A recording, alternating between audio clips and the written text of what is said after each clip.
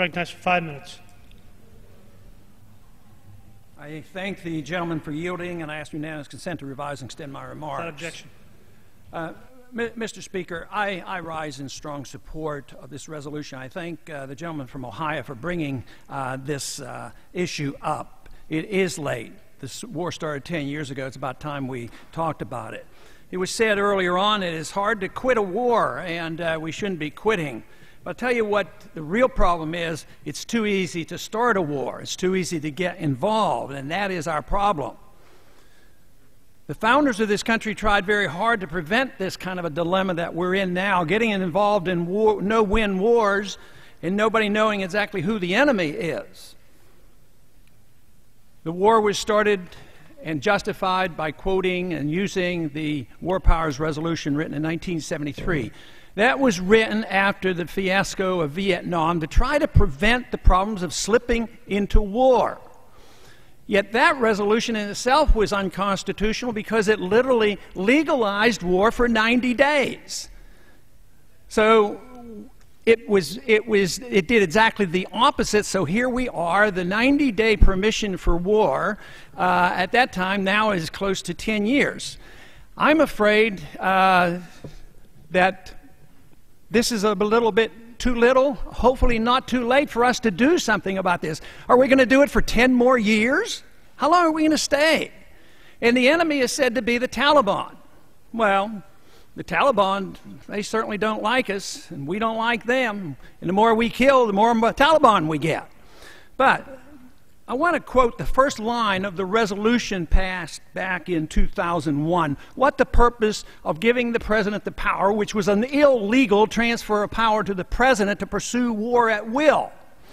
It said the authorities to authorize the use of United States Armed Forces against those responsible for the recent attacks launched against the United States. The Taliban didn't launch an attack against the United States. The government of Afghanistan didn't launch it. The best evidence is that of those 20 individuals, 2 of them might have passed through Afghanistan. A lot of the planning was done in Germany and Spain, and the training was done here in the United States. Oh yes, the image is that they all conspired, a small group of people with bin Laden, they made this decision. Right now, the evidence is not there to prove that, but certainly bin Laden was very sympathetic, loved it, and wanted to take credit for it. And one of the reasons why he wanted to take credit was that he said it would do 3 things for what he wanted. First, it would enhance his recruitment efforts for Al-Qaeda and his attack against Western powers who have become overly involved in control of the Middle East and have had a plan for 20 years to remake the Middle East. He also said that the consequence of 9/11 will be that we will bog the American people down in a no-win war and demoralize the people.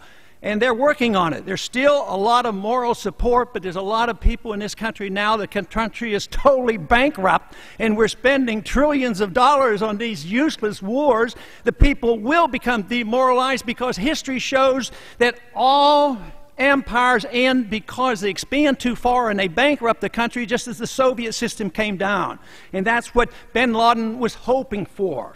He also said that the dollar spent will bankrupt this country. And we are bankrupt, and yet there is no hesitation to quit spending 1 cent overseas. We built embassies in Baghdad, we built embassy in Kabul, billion-dollar embassies, fortresses, and it's all necessary. Nobody is really concerned. If people were concerned about the disastrous effect of debt on this country, we would change our foreign policy and we would be safer for it. We are not safer because of this foreign policy. It's a policy of intervention that has been going on for a long time, and it will eventually end.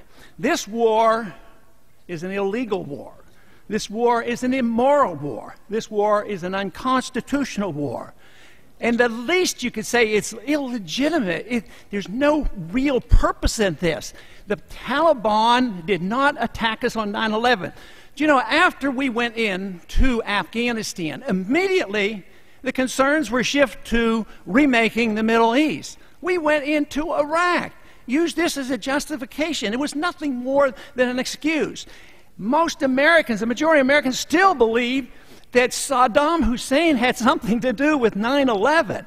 And I imagine most Americans believe the Taliban had something to do with 9/11, and it's not true. We need to change our foreign policy and come back to our senses and defend this country and not pretend to be the policeman of the world. Gentleman's time has expired.